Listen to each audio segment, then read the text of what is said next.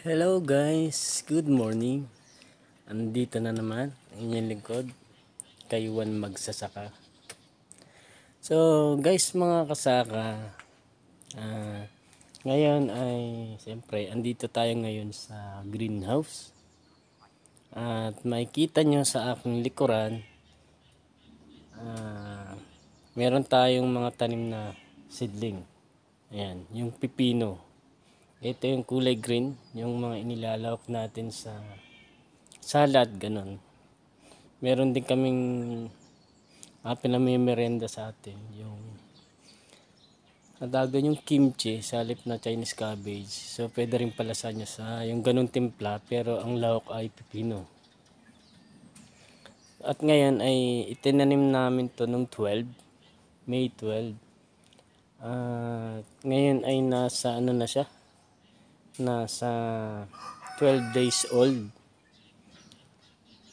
At ang edad niya ay nasa ang total niya ng seedling ay nasa ano na siya, 36,100 cucumber seedling. Yun yung punla natin. Eto, pag-usapan natin ngayon. Papakita ko sa inyo ngayon yung itsura ng ating punla ng malapitan.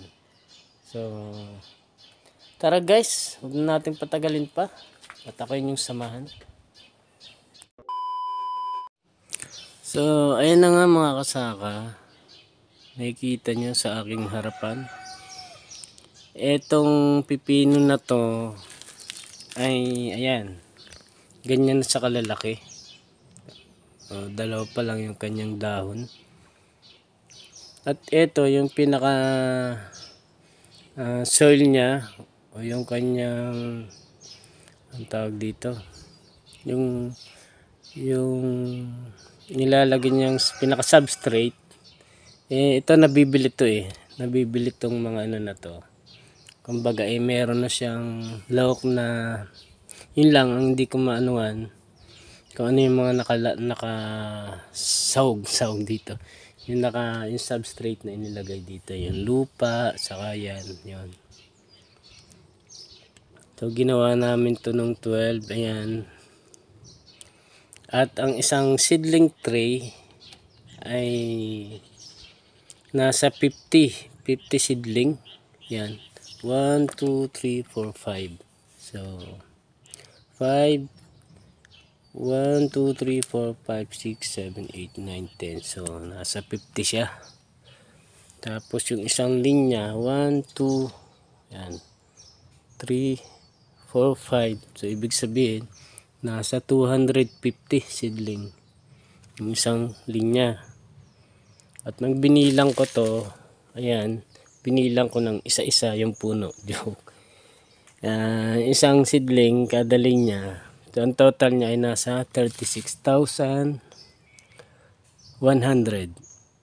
na seedling. At ito ay itatanim din namin dito sa loob at dun sa labas. Nung tinanong ko kanina yung aming si Sadyang Nim yung matanda, nabutan ko siya kanina dito nagdidilig. At ayan na nga, hihintayin lang namin siya. Mauna namin itanim yung kamatis. Kung nakikita nyo doon sa ating yung nakaraang video. At sa labas natin siya itatanim yung cucumber.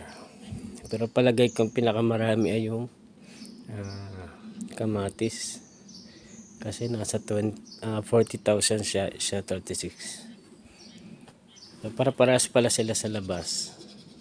Pero dun sa dito sa loob, sa pinaka main, so may design na siya ng mga trellis sa cucumber. Pero palagay ko ang dami, maluwag to. Pag dito lang sa main, meron tayong main area, may phase 1, phase 2, phase 3, saka yung main.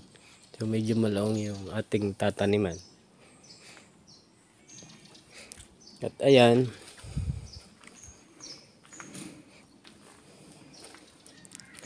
kapatong siya sa ating pinaka box ay yung container. Yan, napakaganda nung kanyang yung pagkakasibol.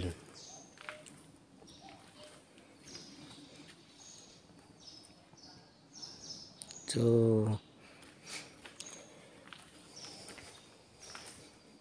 ito mapansin nyo sa side na maliliit, ayan pansin nyo dito malalaki.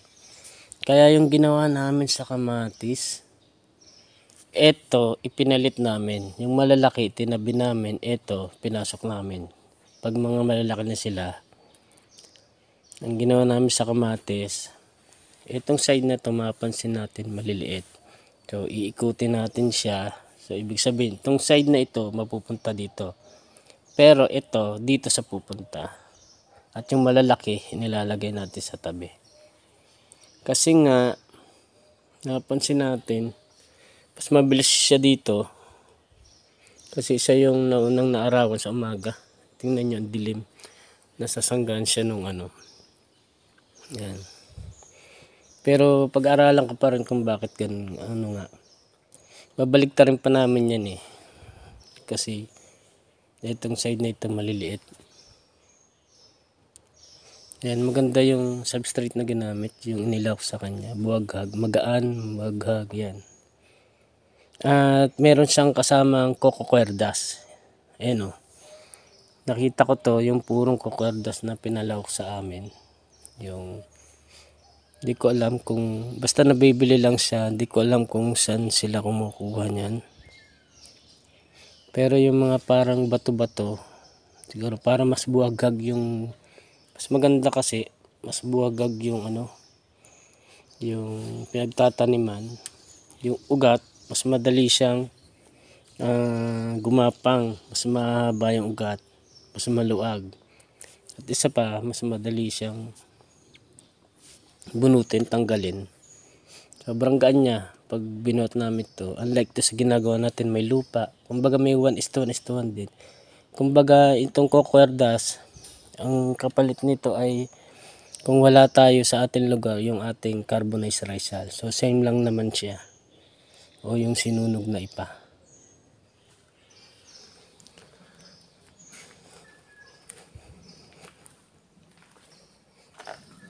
Medyo matagal pa to, mauuna nating itanim yung ating kamatis. Ito may mga source naman sila ng tubig. O, lahat naman ganun. So hindi ko pa rin alam kung ano mga gamit nito. At yan meron ditong temperature. Tingnan natin. Iikot ako.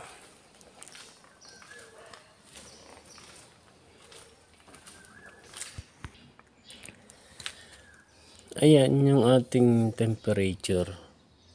Ito. Nasa siya? Ano ba yan? Tingnan natin. 19? Parang 19, 20, 19. So ayan. Ayan yung temperature dito sa loob. So hindi naman siya ganun pa kalamig.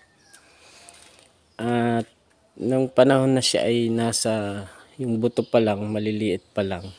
Tinatakpan siya ng ng plastic. Yan. Kumbaga gine-germinate pa siya. Kailangan pa niya ng plastic kasi sobrang lamig lalo pag para mas makontrol niya yung temperature. Mas maganda kasi yan pag nag-germinate ka talaga ng buto, pag possible.